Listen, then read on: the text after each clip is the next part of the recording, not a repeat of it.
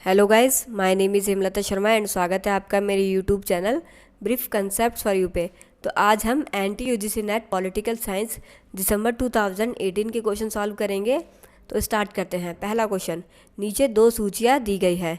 सूची फर्स्ट में कौटिल्य के अनुसार स्टेट के अंग और सूची सेकंड में मानव शरीर के अंग है। इन दोनों सूचियों को सुमेलित कीजिए और नीचे दिए गए कूट का प्रयोग करते हुए सही उत्तर को चुनिए। तो अमात्य अमात्य अर्थात मंत्री। तो मंत्री की जो तुलना है ह्यूमन बॉडी की आँखों से की गई है। और सुहरीद की तुलना कान से की गई है। सुहरीद अर्थात दूत। दुर्ग की तुलना भुजाओं से की गई है। कोश की तुलना मुख से की गई है। तो इस तरह से इसका सही आंसर होगा 2। नेक्स्ट क्वेश्चन,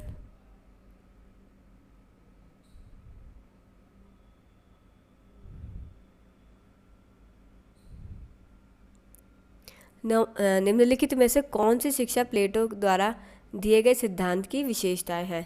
यह सामाजिक सदाचार तथा सत्य की अनुभूति का एक साधन है। ये भी सही। बचपन से लेकर 6 वर्ष की उम्र तक प्राथमिक शिक्षा आरंभ होती है। ये भी सही। सार्वजनिक परीक्षा 20 वर्ष की उम्र में होती है। ये भी सही। 30 वर्ष की उम्र में दूसरी चयन परीक्षा होती है। ये भी सही। तो इस तरह से इसका सही आंसर होगा 4। नेक्स्ट क्वेश्चन, थॉमस हॉब्स ने निम्नलिखित में से किससे प्राप्त अभिधारणा के आधार पर अपना पॉलिटिकल फिलॉसफी अर्थात राजनीतिक दर्शन का निर्माण किया है। प्राकृतिक विज्ञान के सिद्धांत या सामाजिक विज्ञान या धर्म विज्ञान या तत्व मीमांसा। तो इसका सही आंसर है प्राकृतिक विज्ञान के सिद्धांत।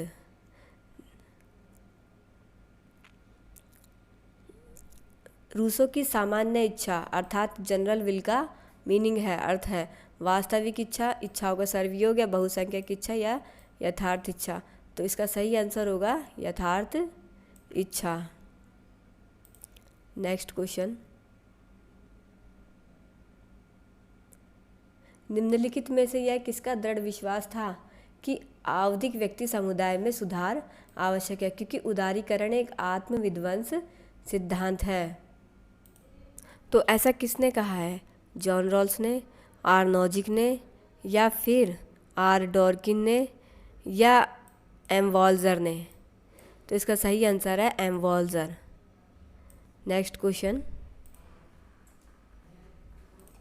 निम्नलिखित में से किसने इस गैर उपयोगितावादी कथन को स्थापित करने का प्रयास किया कि कुछ आनंद जो है वो अन्य की तुलना में अधिक गुणवत्ता वाले होते हैं? प्रिस्टले ने, हचेसन ने, या जे बेंथम ने, या फिर जे.एस. मिल ने। तो इस तरह की जो कथन है वो जे.एस. मिल ने ही कहा है।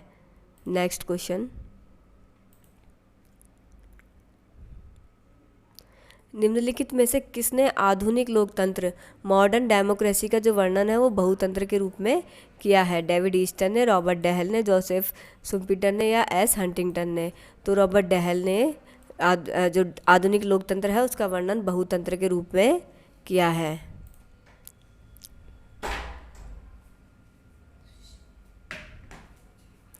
नीचे दो सूचियाँ दी गई है। सूची फर्स्ट में लेखक जबकि सूची सेकंड में उनकी महत्वपूर्ण अवधारणाएं हैं और हमें इन दोनों सूचियों को मैच करना है। तो जॉन रॉल्स ने जो वितरणात्मक न्याय की बात की है। रॉबर्ट नॉजिक ने न्याय को पात्रता के रूप में पेश किया है। माइकल वॉल्जर ने न्याय का समुदायवादी दृष्टिकोण प्रस्तुत किया है। और थॉमस पोगे ने वैश्विक न्याय की बात की है। तो इस तरह से इसका सही आंसर होगा 1। नेक्स्ट क्वेश्चन,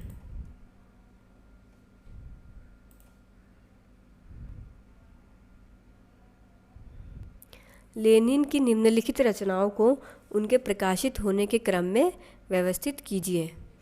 तो सबसे पहले जो बुक पब्लिश हुई वो हुई the development of capitalism in Russia, जो कि 1899 में पब्लिश हुई। उसके बाद what is to be done, जो कि 1902 में पब्लिश हुई। फिर इसके बाद मटेरियलिज्म एंड एम्पिरियो क्रिटिसिज्म, जो कि 1909 में पब्लिश हुई। फिर इसके बाद सोशलिज्म एंड वॉर, जो कि 1915 में पब्लिश हुई। तो इस तरह से इसका सही आंसर होगा 2। Next question,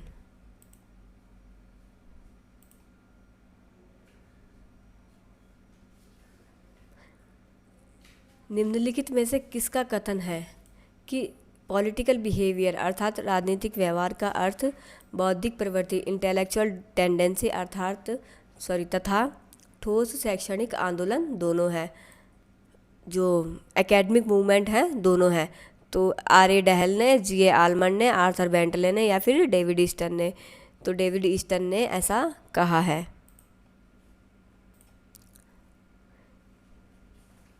next, John Rawls के वेल ऑफ इग्नोरेंस की धारणा का आशय निम्नलिखित में से क्या नहीं है, अर्थात जो इनमें से गलत है।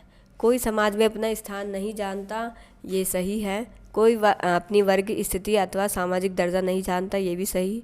कोई प्राकृतिक संपदाओं के वितरण में अपना भविष्य नहीं जानता, ये भी सही।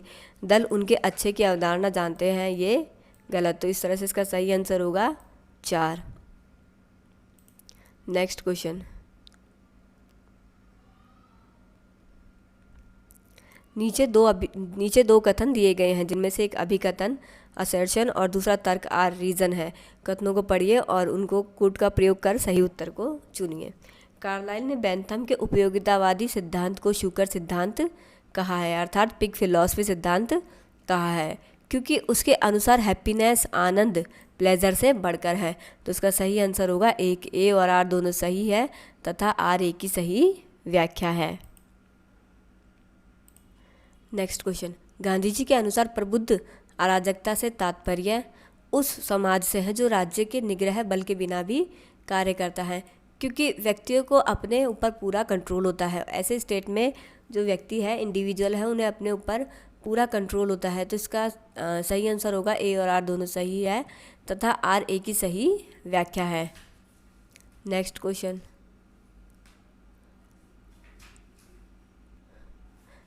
राजनीतिक सिद्धांत के पतन के लिए निम्नलिखित में से कौन कौन से कारक उत्तरदायी हैं? इतिहासवाद, प्रत्यक्षवाद, नैतिक सापेक्षवाद या फिर अति तथ्यात्मकतावाद। तो इसका सही आंसर है 4।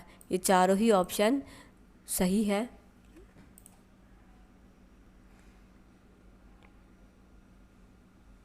अरस्तु के अनुसार निम्नलिखित में से कौन सी विशेषताएं एथेंस का नागरिक बनने की आवश्यक शर्तों को पूरा नहीं करती है? किसी विशेष स्थान का निवासी है, ये भी सही। वाद चलाने या परिवादी बनने का अधिकार, ये भी सही। वे जो मताधिकार से वंचित या देश से निर्वाचित है, ये भी सही। या किसी नागरिक के वंशज, ये भी सही। तो इस तरह से इसका सही आंसर होगा 4।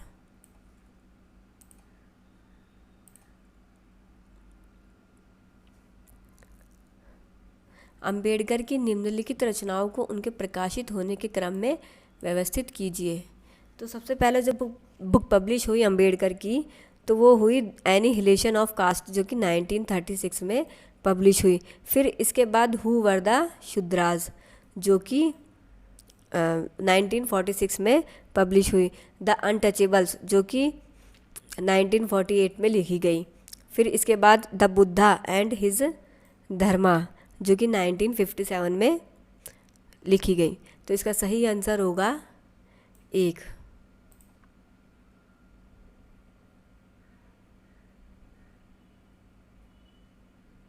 एम.एन. रॉय के वैज्ञानिक मानववाद को अन्य किस रूप से जाना जाता है? मार्क्सवाद, रूढ़िवादी मार्क्सवाद, वैज्ञानिक समाजवाद या नव मानववाद। तो इसका सही आंसर है नव मानववाद। निम्नलिखित में से राज्य के बारे में हीगल के सिद्धांत की कौन कौन सी विशेषताएं सही है? राज्य एक महासंस्थान है, सही। यह पृथ्वी पर ईश्वर की यात्रा है, ये भी सही। यह अपने आप में एक साध्य है, सही। यह नैतिक कानून द्वारा नियंत्रित नहीं होता है, क्योंकि यह स्वयं नैतिकता का जन्मदाता है, ये भी सही।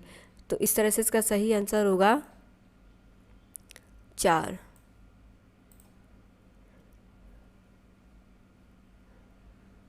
ग्रामशी के संबंध में निम्नलिखित कौन से कथन सही है?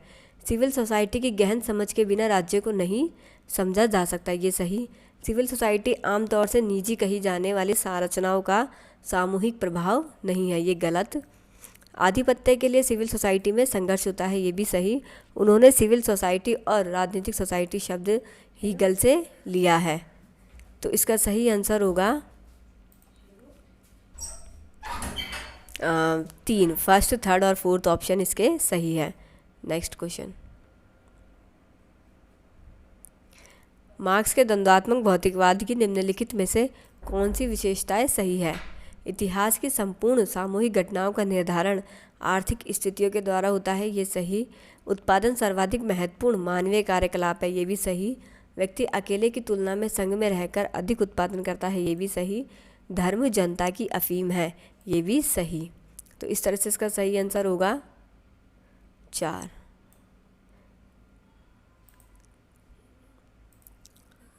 Thank you. अगर आपको ये वीडियो पसंद आया हो तो प्लीज़ लाइक कीजिए, शेयर कीजिए और चैनल को सब्सक्राइब करना ना भूलें।